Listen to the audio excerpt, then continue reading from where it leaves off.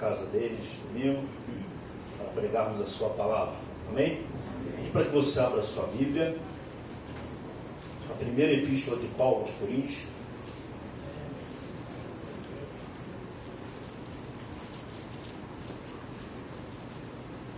Primeira epístola de Paulo aos Coríntios, capítulo de número 15.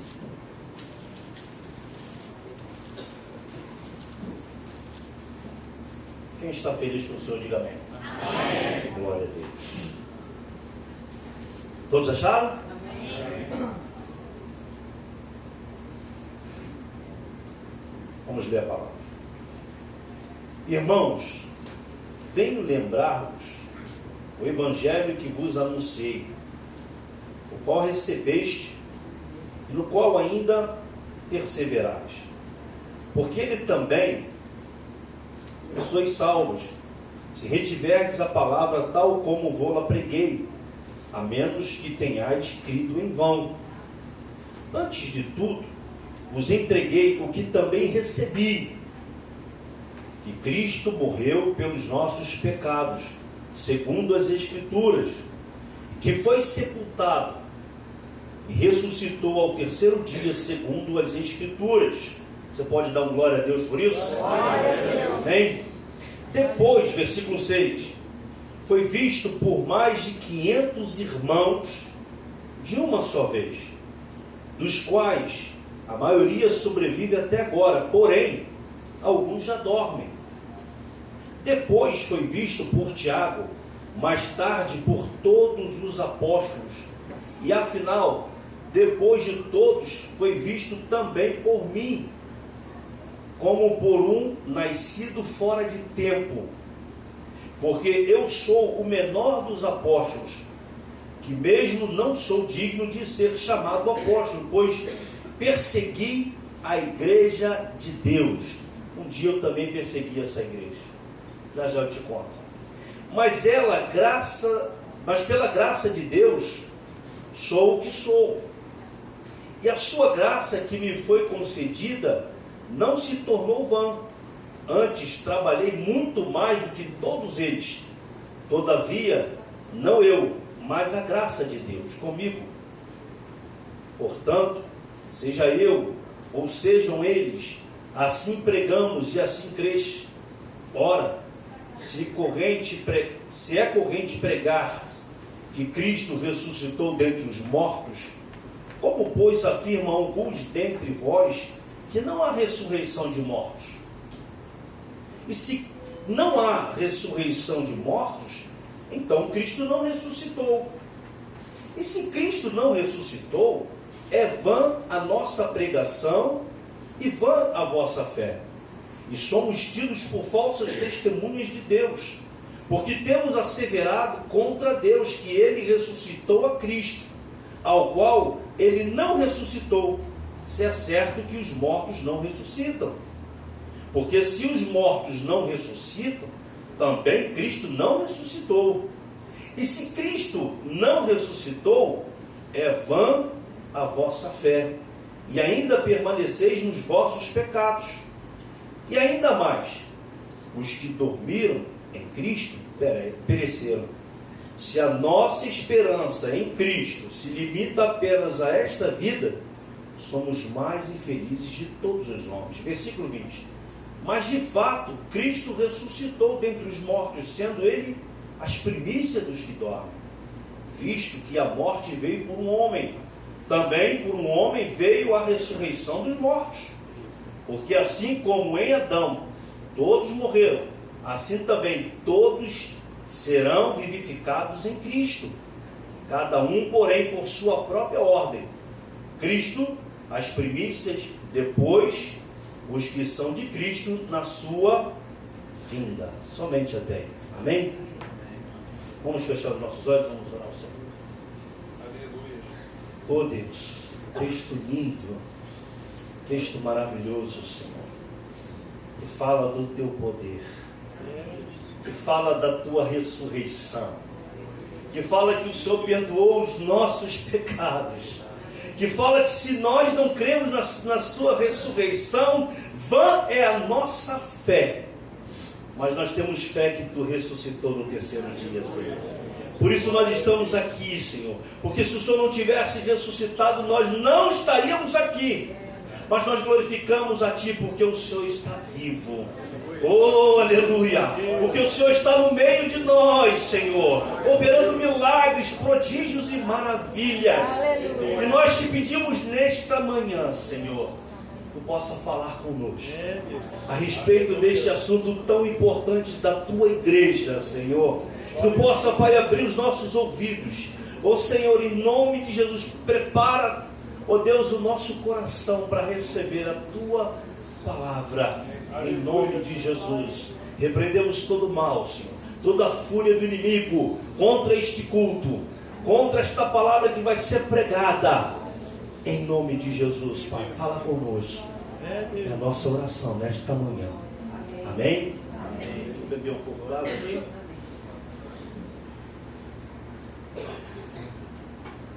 Glória a Deus. O tema da mensagem: a ressurreição de Jesus Cristo. Eu nem conversei com o Daniel, mas ele falou a mensagem todinha. E ganhou mais um ponto comigo, que disse que eu estou novinho, se eu estou barrigudo. Obrigado, Daniel. Obrigado. Então nós vamos comentar hoje, nós vamos falar hoje sobre a ressurreição de Jesus. E nós vamos ver que essa carta do apóstolo Paulo, à igreja de Corinto, ela teve algumas observações bem interessantes, porque era um povo muito abençoado. Essa igreja era uma igreja muito abençoada. Era uma igreja que tinha os dons espirituais. Era uma igreja avivada. Era uma igreja rica.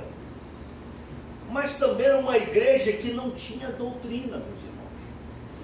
E igreja que não tem doutrina é um problema sério, porque faz um monte de bobagens. E essa igreja estava vivenciando essas coisas. Quem fundou essa igreja foi o apóstolo Paulo. Pastor, mas ele não doutrinou a igreja? Sim, doutrinou a igreja. Mas no intervalo da sua terceira viagem missionária, ele, na volta, se deparou com grandes questionamentos daquela igreja. Ele se deparou com grandes problemas que aquela igreja estava vivenciando. Por quê? Porque eles foram influenciados por várias religiões que existiam naquela área. E aí, o trabalho de Paulo foi um pouco complicado, foi árduo o trabalho dele, porque ele teve que explicar como e repetir as coisas que ele já tinha ensinado para aquela igreja. Nós levamos para nós nos dias de hoje o quê? Que a igreja de Jesus Cristo, hoje, ela não precisa ser muito ensinada. Ela precisa ser alertada novamente daquilo que ela já aprendeu. Graças a Deus a nossa igreja é assim, porque a nossa igreja tem ensino, mas tem igrejas aí que não tem ensino, não tem doutrina, e por não ter ensino nem ter doutrina, caem vários erros que esta igreja caiu. Cometem coisas absurdas, que se você estudar essas epístolas, vocês vão ver que são coisas absurdas que esse apóstolo teve que doutrinar e teve que lidar com muito cuidado. E essa igreja estava passando por este momento, um momento delicado. Um momento delicado porque ele fala logo no versículo 14: e se Cristo não ressuscitou, é vã nossa pregação e vã a nossa fé. A base do cristianismo é a ressurreição de Jesus. Se eu não creio na ressurreição, estou perdendo meu tempo. Se você não crê na ressurreição de Jesus, você está perdendo o seu tempo. Porque Ele ressuscitou. E Ele vai voltar para buscar a sua igreja. Aleluia. Amém? Então, se você não acredita nisso, meu querido, nesta manhã você vai sair daqui crendo. Porque a Bíblia fala que Ele ressuscitou e Ele está vivo. Quem crê pode dar um glória a Deus aí? Quem crê pode dizer graças a Deus por isso? Porque Ele ressuscitou e Ele está vivo. E este é um assunto que gera polêmica até os dias de hoje. Imagina naquela época, em que eles não tinham tantas informações como nós temos hoje. Nós temos as informações hoje, e esta questão, este assunto gera muita polêmica. Vamos ver o pano de fundo dessa epístola, ou desse contexto que nós lemos agora, só para nós entendermos melhor esta questão tão difícil para muitos ainda nos dias de hoje. Vamos lá. Havia em Corinto dois grandes templos. O templo de Afrodite, que era a deusa do amor, e o templo de Apolo, deus da música, do canto, da poesia e da beleza masculina. Em Corinto havia aproximadamente 250 mil habitantes. A cidade era conhecida pela sua luxúria, pelas suas riquezas, pelo seu alto padrão de vida, porque era uma cidade portuária, era uma cidade onde as pessoas chegavam com muitos bens e ali faziam comércio, vendia, a movimentação financeira era muito grande. Então era uma cidade abastada, era uma cidade abençoada em termos financeiros. E a igreja de Corinto, dado certo momento da história, ela estava dividida, porque os seus membros tinham polarizado em torno de grandes líderes daquela igreja. Veja bem, era uma igreja que estava numa localidade, ou estava dentro de um local, aonde todos tinham, ou a maioria do pessoal tinha, riquezas. E a Bíblia vai falar que o dinheiro é a raiz de quê? De todos os males. Isso pode ter influenciado muitos irmãos daquela igreja.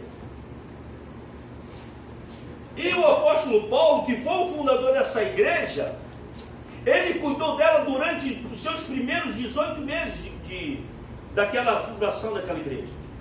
Porque como ele era um apóstolo, ele era um missionário, ele chegava numa cidade, ele abria um trabalho, ensinava, doutrinava e continuava a sua caminhada como missionário. Então foi nesse período em que a igreja foi doutrinada, que a igreja foi ensinada, e quando ele volta, ele se depara com esse assunto. Assunto complicado. Era o mesmo hoje. O pastor Joaquim saiu de férias um mês. Os pastores que aqui ficaram começam a dizer coisas que o pastor ensinou completamente errado. Do tipo, pessoal, não crê mais no Espírito Santo. O Espírito Santo não batiza ninguém. Isso é conversa do pastor Joaquim. Você vê que ele está com cabelo branco já, ele está meio doido. Vamos fazer outra coisa. Pô. Olha, não crê nisso não. Dízimo não precisa dar dízimo não, meus irmãos. O pastor Joaquim pede muito, a igreja está afastada. Era mais ou menos dessa forma. Mas graças a Deus que aqui nós falamos a mesma linguagem. Aleluia. Aqui nós temos o mesmo pensamento. Aqui nós pregamos a palavra. Mas naquela igreja tinha o apóstolo Paulo e tinha aqueles que andavam com Paulo e que pregavam a mesma coisa que Paulo. Mas alguns irmãos ou algumas religiões começaram a falar coisa para aqueles irmãos contrário ao que Paulo tinha ensinado. E o que Paulo fala para eles? Olha, as más conversações corrompem os bons costumes. Então vocês não devem dar ouvidos a essas pessoas. Se eu ensinei que Cristo ressuscitou, creia que Ele ressuscitou, porque eu tive um encontro com Cristo. Aleluia. Não pode ter dúvida na sua cabeça que Cristo ressuscitou dentre os mortos. Eles estavam com essa dúvida. Mas Paulo é um homem muito usado por Deus. Era um homem muito usado. Porque havia também problemas naquela igreja difíceis de serem resolvidos. Vamos à lista, que é extensa, tá? Havia problema de relacionamento entre irmãos, entre casais, dificuldade em relação à doutrina, a impureza da igreja, litígio entre os irmãos, Eu não gosto do pastor Anderson, ele falou mal de mim, vou botar ele na justiça.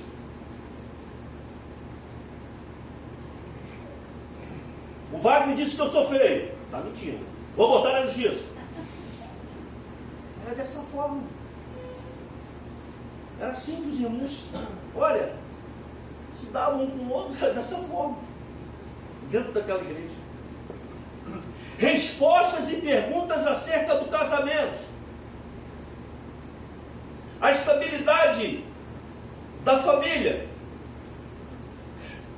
Acerca das coisas sacrificadas aos ídolos. Sobre a idolatria. Os limites da liberdade cristã. Instruções acerca da celebração da ceia. Tinha um monte de gente que ia para tomar ceia, ó, antes de começar já estavam já mandando brasa.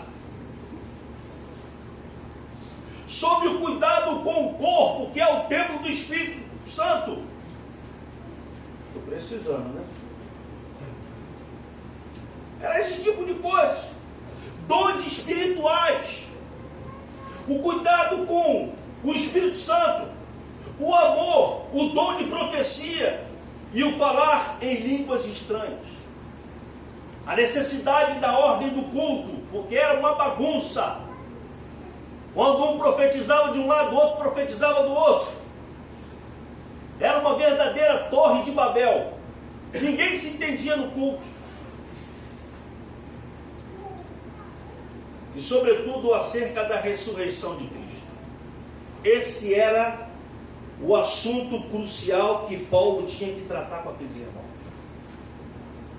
A respeito da ressurreição de Cristo.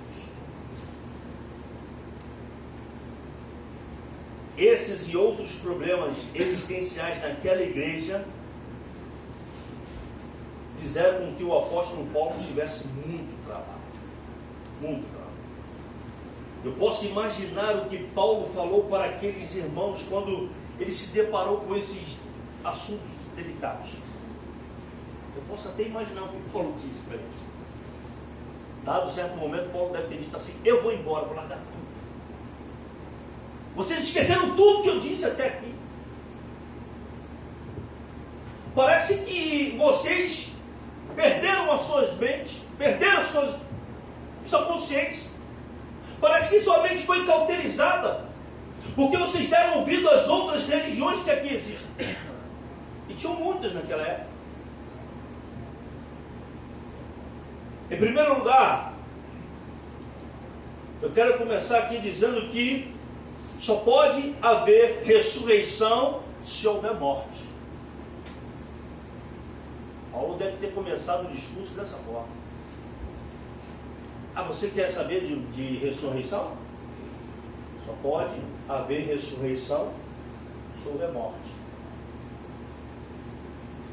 O que aconteceu com Cristo? Ele morreu. Ele morreu.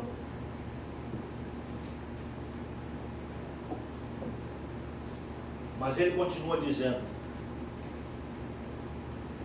é por isso que a nossa fé precisa estar pautada no princípio crucial deste assunto. Paulo estava discursando de uma maneira que eles pudessem entender. Paulo estava procurando mostrar para aqueles irmãos que a necessidade deles entenderem sobre esse assunto era o princípio de todo o Evangelho. Paulo estava tentando mostrar para aqueles irmãos que se Cristo não ressuscitou, era vã a sua fé. Eu digo para você hoje, se Cristo não ressuscitou, a minha e a tua fé, ela é vã. Ela não serve de nada. Pastor, por que você está falando isso? Porque tem crente que não acredita na ressurreição. Tem crente ainda que acredita, sabe em quê? Na reencarnação.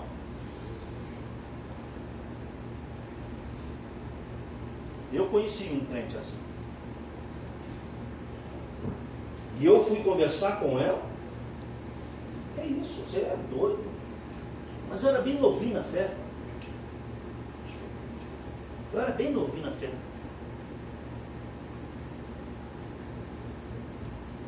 Eu nasci em 1998 aqui nessa igreja. tinha 23 anos. Estou com 45, então tenho 22 anos na presença do Senhor. Glória a Deus. Mas ela acreditava nisso. Que não era ressurreição, e sim reencarnação. Nos dias de hoje, ainda tem gente que acredita nisso. E está dentro da igreja. Porque tinha gente dentro da igreja de Corinto que acreditava desse jeito. Tinha gente dentro daquela igreja, meus amados irmãos, que acreditava que não tinha ressurreição coisa nenhuma. Que o que tinha era reencarnação. Por quê? Porque havia alguns atenienses e alguns dos gnósticos, que eram do gnosticismo, que ensinou, que passou isso para aqueles irmãos quando Paulo estava em viagem. Lembra do que eu falei? O pastor Joaquim viajou, pastor Anderson, vamos falar isso. Vamos falar alguma coisa aí. Foi isso que aconteceu naquela igreja. Alguns céticos, alguns de várias religiões estavam ali. E quando muitos esperançosos quanto à imortalidade da alma tinha escarnecido de Paulo quando ele falou sobre esse assunto, a ressurreição, Paulo foi escarnecido, meus irmãos, porque ele falou e ele pregou sobre isso. Às vezes você está no local e você fala, não, eu acredito na ressurreição de Cristo, e as pessoas começam a caçoar de você. Mas eu quero dizer para você nessa manhã, não tenha vergonha de dizer que o seu Deus vive eternamente. Não tenha vergonha de dizer que Jesus Cristo de Nazaré ressuscitou dentre os mortos. Não tenha vergonha, porque Ele ressuscitou de verdade. Quem crê nisso, levante as suas mãos. Oh, aleluia, levante as suas mãos aí, meu filho. E dá um glória a Deus para Ele, porque Ele vive e reina eternamente. Aleluia. Eu sou meio das antigas, né? Eu só tenho 22 de convertido, mas eu gosto muito de um louvor, rapaz. Porque Ele vive, posso crer no amanhã, porque Ele vive, temor não há. Me ajuda aí, pastor Joaquim. Poxa. Mas eu venci, eu sei que a minha vida está nas mãos do meu Jesus, que vivo está. Aleluia. Glória a Deus. Aleluia, porque Ele vive. Aleluia. Por isso que você está sentadinho aí ouvindo o pastor Fernando Lucas, porque Ele ressuscitou. Amém? Então alguns atenienses, eles pensavam, olha o pensamento dos camaradas, que o corpo serve de empecilho para a alma, e assim não havia de querer acreditar na ressurreição. E essa predisposição contra a doutrina da ressurreição física estava levando alguns crentes da igreja, olha bem, a duvidar e mesmo negar a futura ressurreição. Deixou o vento de doutrina entrar, meu irmão, é um problema sério. É complicado depois você tirar.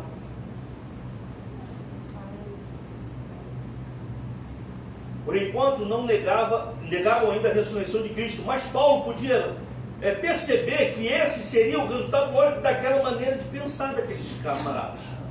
Por conseguinte, argumentavam com base na passada ressurreição de Cristo como um fato comprovado, e daí passa a futura ressurreição dos homens. Então Paulo vem e começa a falar e a doutrinar aqueles irmãos de uma outra forma, dizendo que eles, olha, não acreditavam nisso. Aqueles atenienses, aqueles gnósticos, eles tinham os crentes particularmente em mira, para ensinar a doutrina contra a ressurreição. Hoje, o que a mídia fala contra isso é muito grande. Para quê? Para tentar tirar você do foco de Jesus. Dizendo que a ressurreição é uma fábula. Dizendo que a ressurreição de Cristo é uma mentira. Dizendo que a ressurreição não existe. O que existe é a reencarnação. E que se você é pobre, tu vai morrer e vai voltar rico. Mas se fosse assim, né? Ou se você era um ser humano, você vai voltar como se fosse um cachorrinho agora. É? Que Deus ingrato esse deles, né? Se você era muito rico, muito abastado, agora você vai voltar pobre, para você aprender como é a vida dos pobres. A voltar numa posição social bem arrumada. Conversa. E esse grande capítulo sobre a ressurreição tem início com um famoso sumário do Evangelho, bem como uma lista de aparições do Cristo ressurreto. Ao registrar, eu recebi no tocante a esse material, Paulo indica que estava citando uma declaração extraída da tradição cristã mais antiga daquela época. Paulo era um estudioso da palavra. O apóstolo Paulo, ele avança aqui com a descrição do corpo ressuscitado e para uma analogia entre a morte de Adão e a vida em Cristo. Nós lemos agora no versículo 21.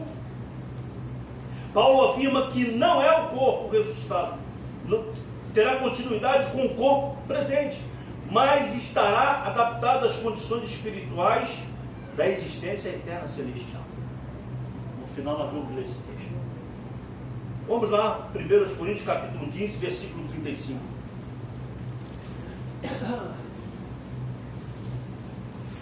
Quem está entendendo, diga amém. Amém. Glória a Deus. Mas alguém dirá: como ressuscitam os mortos? E em quem? E em que o corpo vem? A pergunta. A ressurreição do corpo é uma doutrina fundamental das Escrituras. Refere-se ao ato de Deus de ressuscitar dentre os mortos o corpo salvo e remiu a sua alma e espírito, dos quais esse corpo esteve separado entre a morte e a ressurreição. A Bíblia revela pelo menos 3 razões por que a ressurreição do corpo é necessária. Primeiro, o corpo é parte essencial da total personalidade do homem, do ser humano. É incompleto sem um corpo, porque é o seguinte: a redenção que Cristo oferece abrange a pessoa total, inclusive o corpo. Segundo, o corpo é templo do Espírito Santo. Na ressurreição ele voltará a ser templo do Espírito. Terceiro, para desfazer o resultado do pecado em todas as áreas.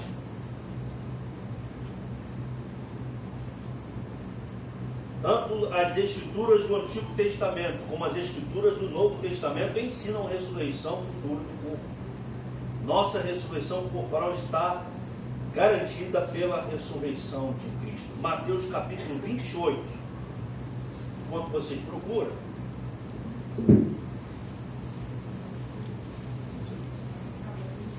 Daniel deixou um calor aqui, rapaz, olha aí. Mateus 28, versículo 6. Ele não está aqui, ressuscitou como tinha dito. Vinde ver onde ele jazia. E Jesus ressuscitou, ele não estava mais aqui. Ressuscitou em corpo. Ressuscitou. As pessoas achavam que tinham roubado o corpo de Jesus. Não, mas ele ressuscitou. Ele ressuscitou. Amém? Amém?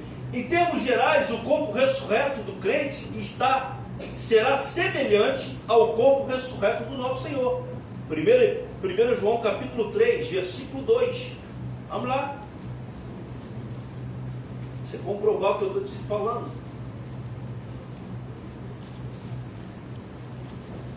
Amados, agora somos filhos de Deus e ainda não se manifestou o que haveremos de ser. Sabemos que quando Ele se manifestar, seremos semelhantes a Ele, porque haveremos de vê-lo como Ele é. Olha que coisa maravilhosa. Mais especificamente, o corpo ressurreto será um corpo que terá continuidade e identidade com o corpo atual e que, portanto, será reconhecido. Um corpo transformado. Oh, aleluia! Você vai receber um corpo transformado. Eu vou receber um corpo transformado. Esse seu texto é do final, não é para agora não. Só no final que tu vai rachar da glória. Não sujeito à deterioração e à morte. Um corpo glorificado como o de Cristo. Um corpo poderoso, não sujeito às enfermidades nem à fraqueza. Um corpo espiritual. Lá não vai ter choro. Lá não vai ter preocupação nenhuma. Ah, eu tenho que pagar aquela conta amanhã que já está vencendo, o seguro daqui, isso aqui. Não vai ter nada disso. Você vai morar de graça. Melhor, de graça não, você vai ter um trabalho sim lá. Você vai ter que glorificar e exaltar o nome do Senhor eternamente. Você vai ter que louvar Ele eternamente. Só isso você vai fazer, só isso que nós vamos fazer, meu. E com um corpo transformado. Olha aí. Mas e os injustos? Ah, esses receberão o quê? Um corpo que vai perecer. Vai perecer. Mas nós não, estaremos para sempre com o Senhor. Estaremos para sempre com o Senhor com um corpo glorioso, igual ao de Cristo. Atos 24, versículo 15. Aí. Glória a Deus. Aleluia. Aleluia. Tendo esperança em Deus, como também este a tem, de que haverá ressurreição tanto de justo como de injustos. João capítulo 5, versículo 28. Olha aí.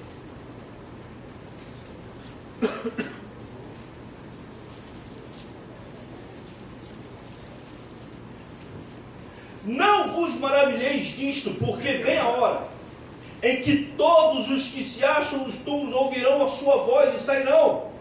Os que tiverem feito o bem para a ressurreição da vida, e os que tiverem praticado o mal para a ressurreição do juízo. Filipenses capítulo 3, versículo 21. Vamos lá.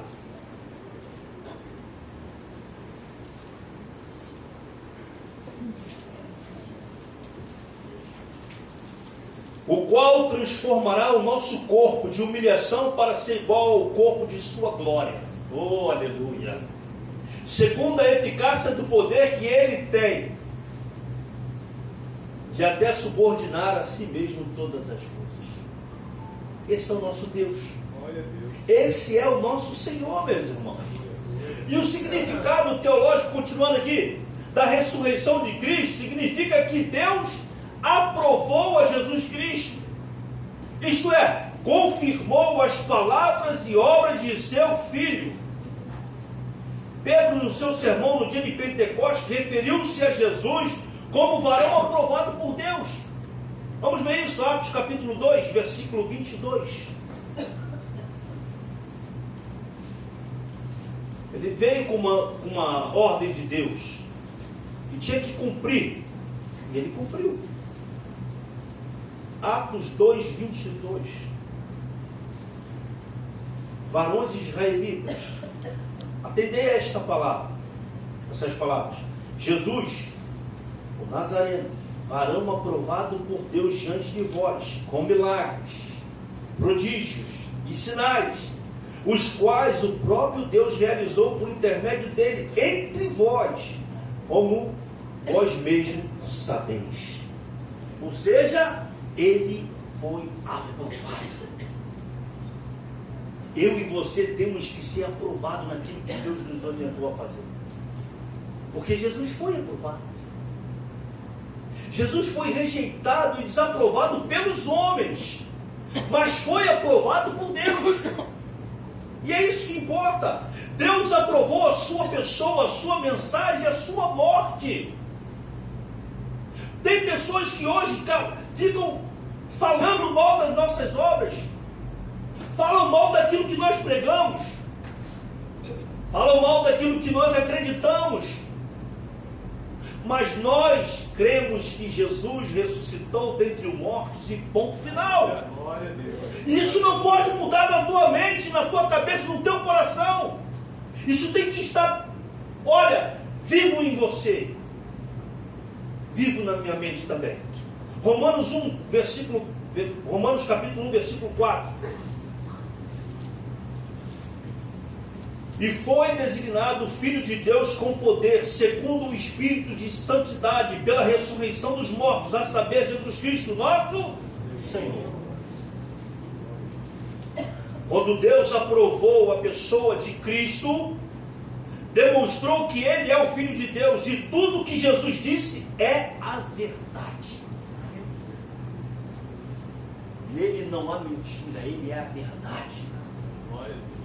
E a aprovação da sua morte significa que a morte de Cristo salva o pecador arrependido e cumpre a justiça de Deus. E essa justiça chegou até nós. Aleluia. Essa justiça nos alcançou, porque nós estávamos mortos nos nossos delitos e nos nossos pecados. Mas Deus veio e nos salvou. Glória a Deus.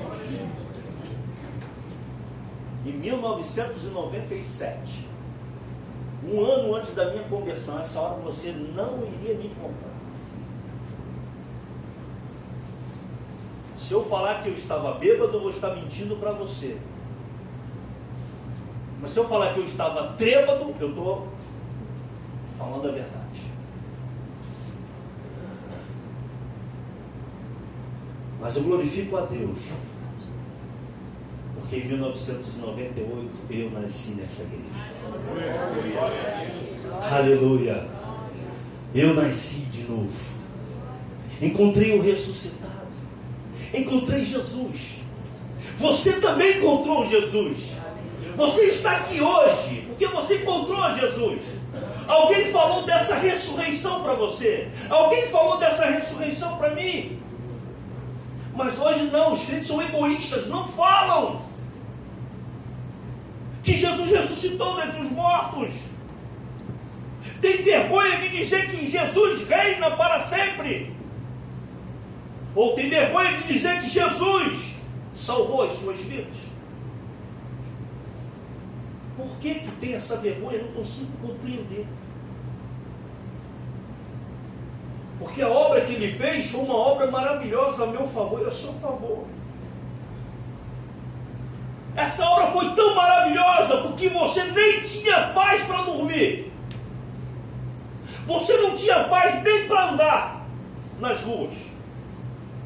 Você aceita Jesus, Jesus veio e fez uma obra na tua vida maravilhosa e hoje você tem paz. Hoje você tem esperança. Hoje você tem fé. Aleluia. Aleluia.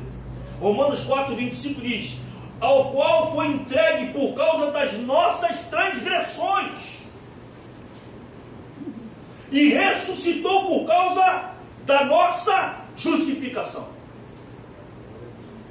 Quando ele fez isso, ele olhou para mim e para você e disse o seguinte: olha, justificados, pois, mediante a fé, temos paz com Deus. Depois da ressurreição, depois da obra que ele fez, diz: olha, eu entrego a paz que o mundo não tem a vocês. E essa paz excede a todo entendimento. É uma paz que o mundo não entende.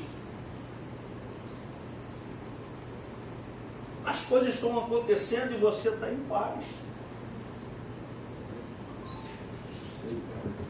Jesus está dizendo para você o seguinte, que agora você pode confiar nas suas promessas.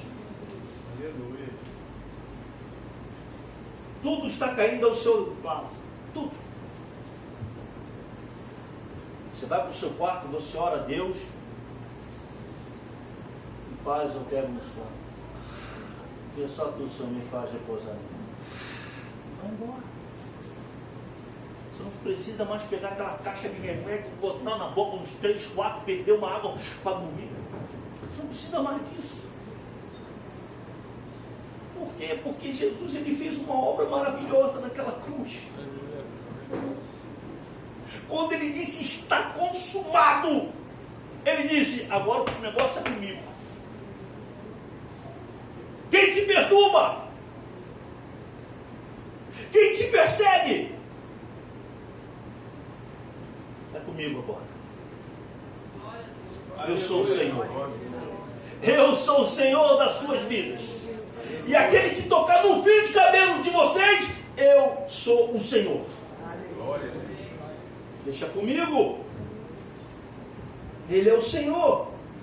E pela fé a esta graça na qual estamos firmes e gloriamos na esperança da glória de Deus. Terminando o versículo. Ser crente não é apenas a pessoa ter fé em Jesus Cristo. Não é isso. Não é só isso. Antes, crente é aquele que tem fé em Jesus como revelado na mensagem integral do Evangelho. Porque tem muitos que acreditam em Jesus, mas acreditam de outro jeito. Nós não. Nós acreditamos no Jesus da Bíblia. E a Bíblia diz que ele ressuscitou dentre os mortos. Então eu acredito na Bíblia. Senão, vamos cair naquilo que o apóstolo Paulo disse. Vã é a nossa fé. E a nossa fé não é vã. A nossa fé é em Jesus. A nossa fé é em Jesus. A fé que tal pessoa tem em Cristo está sempre vinculada à palavra de Deus e à doutrina dos apóstolos. Essa que tem que ser a nossa fé. Romanos 6,17.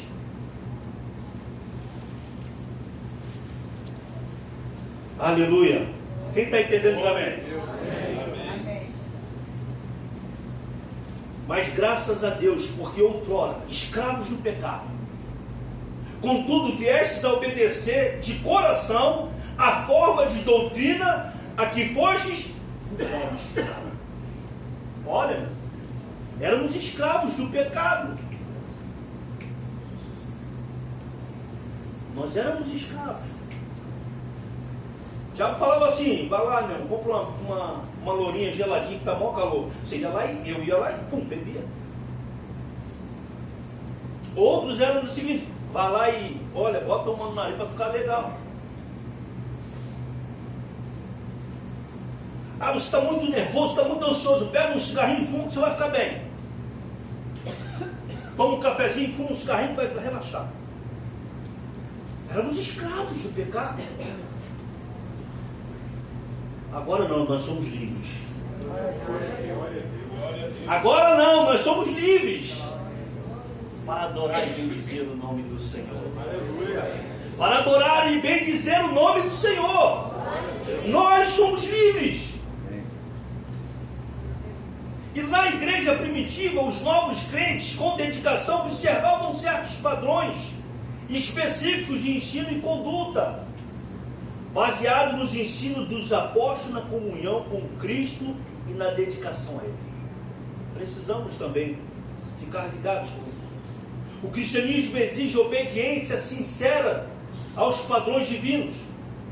Por essa razão, os crentes podem ser descritos como o povo que se submete ao Cristo da Bíblia como seu Senhor e Salvador e que vive submisso à palavra de Deus.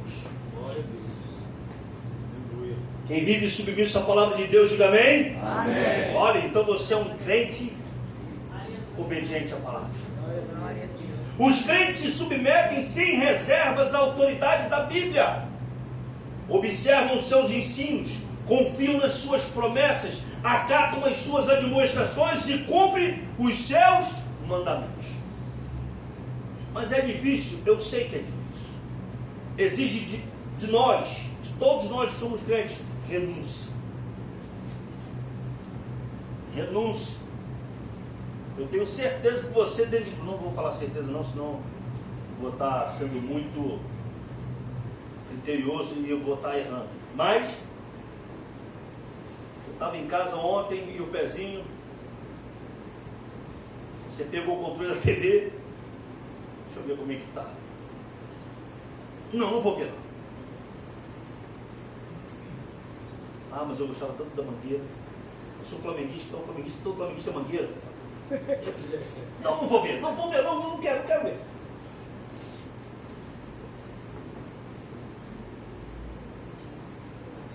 Por quê?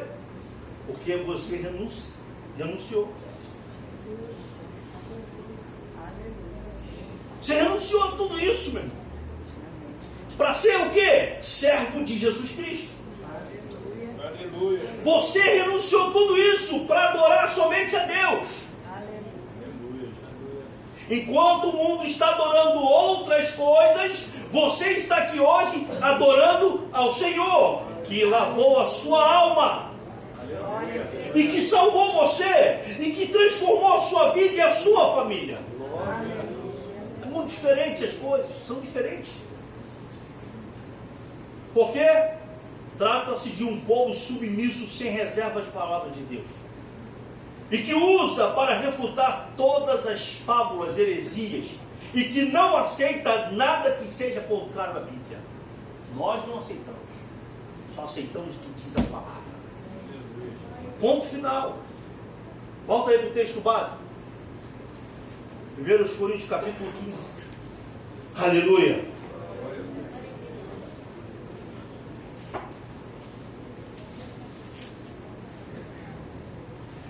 Depois do culto, todo mundo na rua dos retiros dos artistas, viu? Casa da Sarinha, vai ter um almoço lá para todos. Tô brincando, isso aí. Vamos lá. Capítulo 15, só para descontrair um pouco. Vocês estão muito tensos. Mas fica não.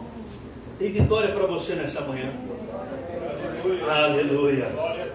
Você já é um vitorioso por estar aqui. Aleluia.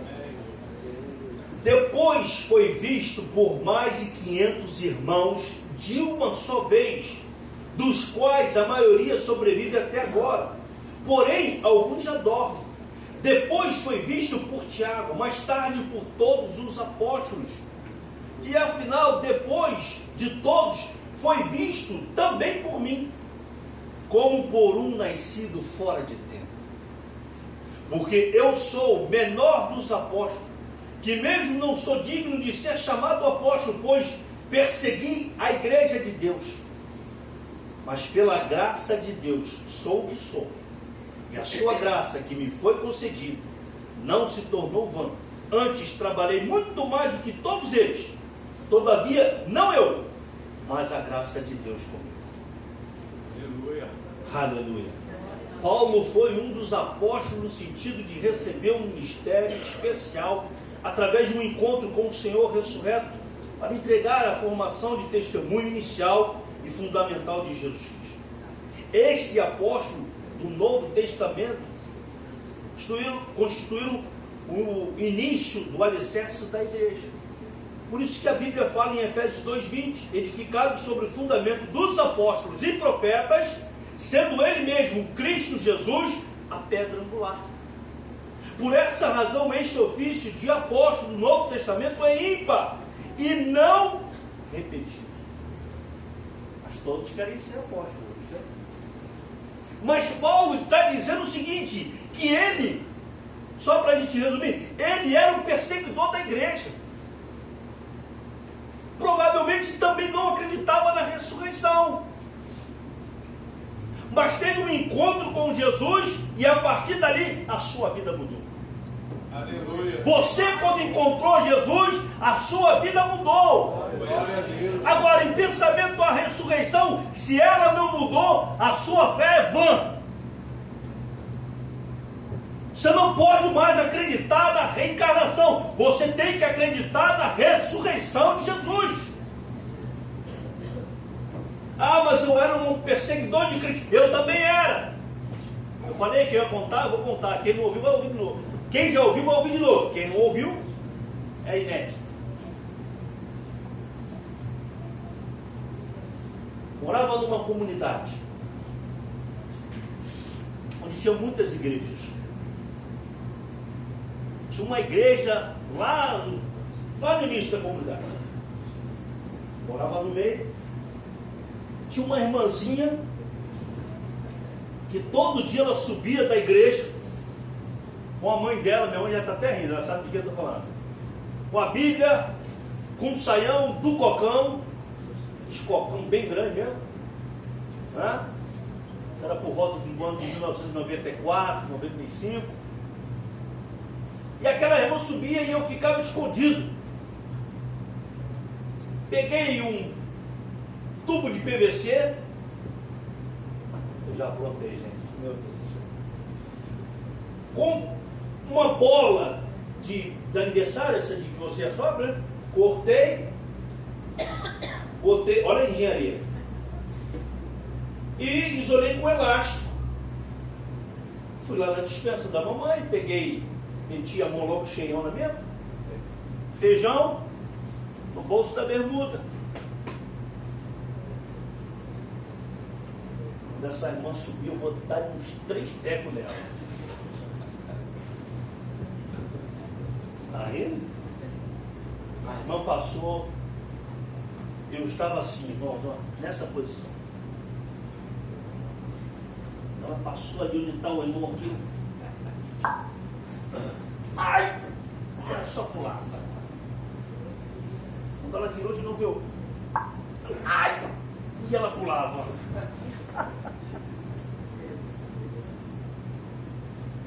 No outro dia, que eu já sabia qual era o dia do culto. Horário, tudo. Aí ela sobe de novo. Aí eu.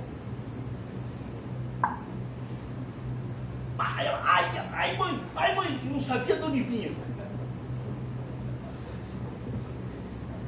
Um belo dia, eu mirei quando ela passou. Plá! A mãe dela me viu. Ah, moço, por que você está fazendo isso com a minha filha? Aí veio ela. Mãe, olha ali, mãe, que está me tacando. É aquele garoto aqui, mãe. Olha ali, mãe. Olha a sabedoria daquela mulher. Isso ficou marcado no meu coração. Minha filha, vamos subir e orar por ele. Isso marcou a minha vida. Minha filha, vamos subir e vamos orar por este menino. Outro dia que ela passou, dei mais uns 3 tecos nela. Me converti. Aqui nessa igreja. Deus disse que tinha uma obra maravilhosa para a minha vida. Seria rápido. Fui convidado para dar um testemunho numa igreja. Vou até beber uma água. Lá na comunidade, na Assembleia de Deus. Eu fui. Cheguei lá, preguei e tal, não sei o quê.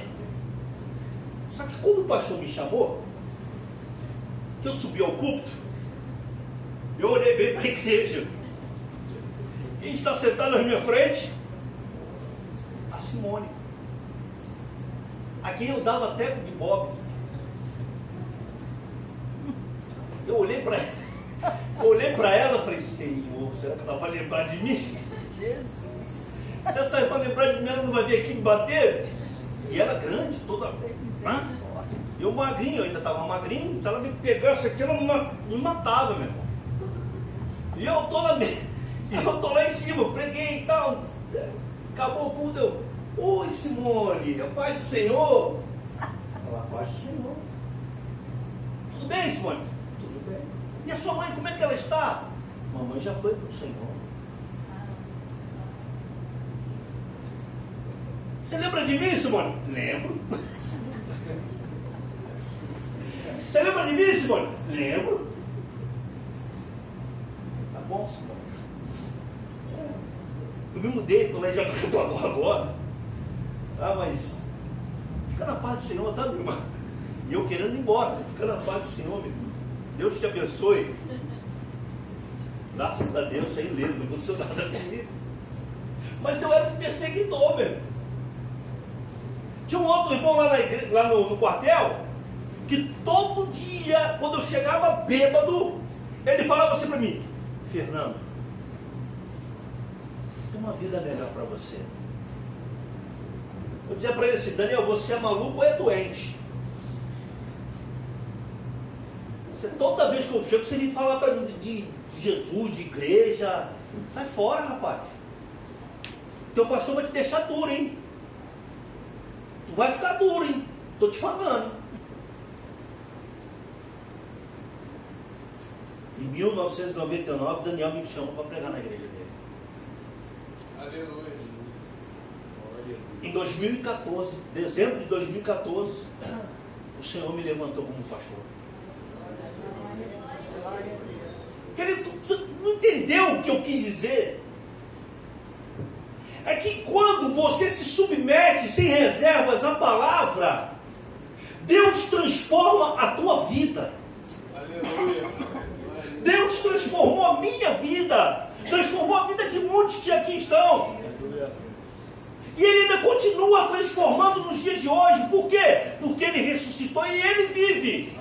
Glória a Deus. O que as pessoas não entendem é que quando Jesus começa a operar na vida de uma pessoa, ela só precisa de uma coisa: ela acreditar e se submeter à palavra de Deus, para que Deus possa transformar a sua vida e o seu caráter.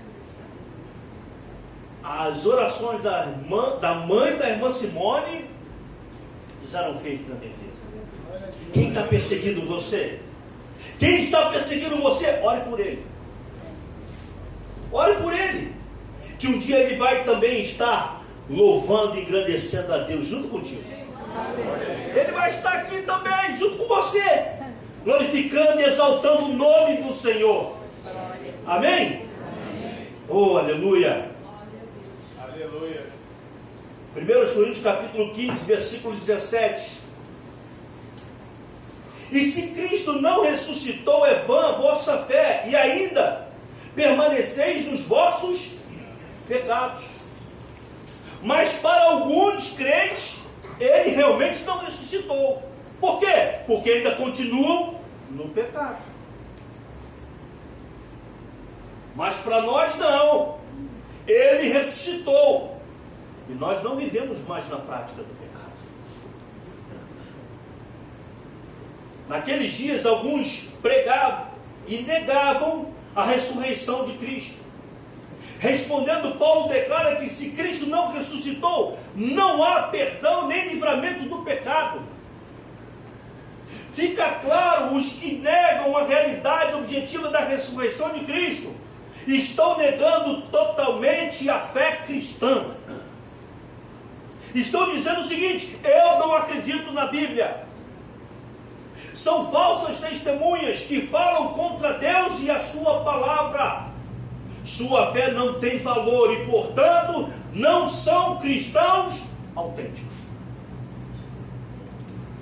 É duro o discurso? É, mas é isso aí que acontece. Porque mediante a palavra de Deus, os que aceitam Jesus pela fé são feitos novas criaturas. Você é uma nova criatura de Deus. Você agora é filho de Deus. Você é servo de Deus. Por quê? Porque você creu na ressurreição de Cristo. Glória a Deus. Olha, passaram a acreditar na verdade. O crente é uma nova criatura, um novo servo, um novo homem. Porque ele tem outros pensamentos. Ele pensa como Cristo, pois ele experimentou a renovação do conhecimento e do entendimento através da palavra. Agora, ele passa a acreditar que a ressurreição de Cristo é a nossa garantia no presente. Mateus capítulo 28. Olha só. Aleluia. Glória.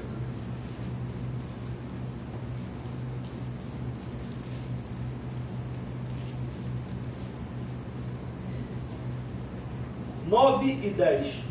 Versículo 9 e 10. Não é 9 e 10 da manhã, não, tá? E eis que Jesus veio ao encontro delas e disse: salve. E elas, aproximando-se, abraçaram-lhe, perdão, os pés e o adoraram. Então Jesus lhes disse: não temais, ide avisar a meus irmãos que se dirijam a Galiléia, e lá viverão. Jesus apareceu e disse: olha, agora vocês já viram aí que eu estou aqui. A ressurreição de Cristo está bem comprovada historicamente. Não há dúvidas. Porque depois de ressurgir, Cristo permaneceu na terra por 40 dias, aparecendo e falando com os apóstolos e muitos outros de seus seguidores. Ele apareceu para Maria Madalena, as mulheres voltando do sepulcro, a Pedro, os dois que iam o caminho de Emaús, a todos os discípulos, exceto Tomé, a 500 crentes na Galiléia, a Tiago e muitos outros. Cristo apareceu. Cristo surgiu e disse: olha aqui, é o ressuscitado, sou eu. Eu sou Jesus, que disse que ia ressuscitar e ressuscitei. Então, nós falamos das aparições de Jesus. Agora vamos ver alguns fatos interessantes rapidinho para nós terminarmos a respeito da ressurreição de Jesus Cristo. Primeiro, o túmulo vazio. Eu nunca fui em Jerusalém, mas dizem que o túmulo está vazio. E eu acredito. Eu acredito. Segundo, a existência, o poder, a alegria e a devoção da igreja primitiva. Porque se Jesus não tivesse ressuscitado e aparecido aos seus, estes nunca teriam passado do desânimo para a alegria, para a coragem e a esperança. E nunca tinham anunciado que realmente Jesus ressuscitou. Terceiro, a composição do Novo Testamento. Porque o Novo Testamento foi escrito por homens que deram a sua vida em prol da verdade e da justiça, ensinados por Jesus. Nunca teria se dado ao trabalho de escrever a respeito do Messias e dos seus ensinos, se a sua carreira tivesse terminado em morte e desilusão. Imagina só, um homem que disse que ia ressuscitar e não tinha ressuscitado. Você acha que alguém iria passar isso à frente?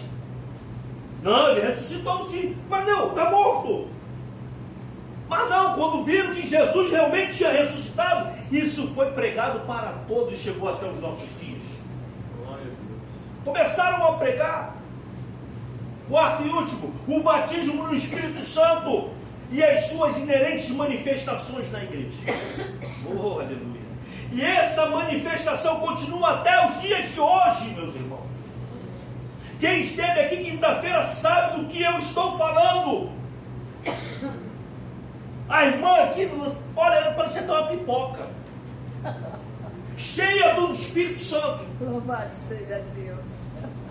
A igreja sendo, olha, envolvida pelo Espírito Santo. Pessoas sendo batizadas até os dias de hoje, sendo libertas pelo poder do nome de Jesus. Aleluia. Sendo renovados, sendo curados, cheios do Espírito Santo. Aleluia. Então uma das manifestações da igreja continua até os dias de hoje. É a manifestação do Espírito Santo. Aleluia. Jesus, ele ressuscitou. Não há dúvidas. Você não pode ter dúvidas. Ele vive e reina eternamente. Aleluia. Oh, aleluia. Se Cristo ressuscitou, isso é o resumo de tudo, e nós cremos nisso, temos a garantia no atual presente de que há poder no nome de Jesus. Aleluia. E que agora temos à nossa disposição o nome que está acima de todo nome. Amém, Jesus. Oh, aleluia! O nome que está acima de todo nome é o nome de Jesus. E se a morte não pode vencê-lo, nós podemos crer que a ressurreição de Jesus Cristo é a nossa garantia no futuro. Aleluia! Oh, aleluia! Capítulo 15, versículo 51. Glória a Deus! Glória a Deus! Aleluia. Eu sinto a presença do Senhor. Oh, aleluia! Versículo 51 do capítulo 15. Eis que vos digo um mistério. Nem todos dormiremos, mas transformados seremos todos. No momento, num abrir e fechar de olhos, ao ressoar da última trombeta. A trombeta soará, os mortos ressuscitarão incorruptíveis, e nós seremos transformados. Oh, aleluia! Porque ele foi transformado, nós também seremos. Aleluia! O mistério que Paulo revela é que quando Cristo voltar do céu para buscar a sua igreja, os crentes que ainda estiverem vivos na terra terão seus corpos em um instante transformados. Transformados. Paulo tinha razão ao crer assim, porque sabia que Cristo poderia voltar a qualquer momento. Olha, Paulo falou isso naquela época, mais de 2000 anos atrás. Imagine agora, meus irmãos, em que as coisas estão todas elas acontecendo de uma forma muito rápida. E agora? Temos que ficar, como ele diz aqui, atentos às palavras de Jesus e à autoridade do Novo Testamento, porque testificam desta verdade, de que um dia nós seremos transformados e viveremos para sempre com Ele. Aleluia! Logo, aqueles que não aguardam já nesta vida, não estão vivendo de conformidade com o padrão apostólico. Se você não crê nisso, se você não crê que Jesus vai voltar, que você vai ser transformado e que Ele ressuscitou dentre os mortos, você está vivendo fora do padrão. Mas nós não. Nós, os crentes, estamos em outro patamar. Só um trocadilho. Estamos acima de Deus. Por quê? Porque nós cremos que Jesus Cristo ressuscitou. Aleluia! João capítulo 14, versículo 3. E quando eu for e vos preparar lugar, voltarei. Olha a promessa de Jesus. E vos receberei para mim mesmo, para que onde eu estou, estejais vós também. Oh, aleluia! Tão certo como Cristo subiu ao céu, Ele voltará para levar os seus seguidores para si mesmo, conduzindo-os à casa do Pai. Oh, aleluia! O lugar que lhes está preparado. Esta era a esperança dos crentes dos tempos do apóstolo Paulo. E de igual modo, a de todos os crentes dos dias de hoje precisam acreditar nisso. Porque o propósito supremo da volta do Senhor é ter os crentes com Ele para sempre. Esse é o propósito de Deus. A expressão vos levarei para mim mesmo fala de esperança futura de todos os crentes vivos naquele momento, quando estão e quando serão arrebatados juntamente com eles nas nuvens ao encontro do Senhor. Vai ter um dia que Jesus vai dizer: vem, bendito de meu Pai. Oh, aleluia! Oh, glória a Deus! Só Cristo pode fazer uma promessa tão especial como essa. Não há ninguém nessa terra, nem fora dela, que possa cumprir tão sublime promessa. Não há. Eu garanto a você, você andou em várias religiões. Nenhuma disse para você assim, ó, fulano de tal vai voltar para buscar você para morar no céu com ele. Nenhuma. Nosso Deus não, ele disse assim, ó, eu vou preparar um lugar. Para onde eu estiver, estareis vós também. Só Jesus pode fazer isso. Só Ele, Jesus Cristo, Filho de Deus, porque Ele venceu a morte e ressuscitou ao terceiro dia e está vivo à destra do Pai nos céus. E um dia Ele vai voltar.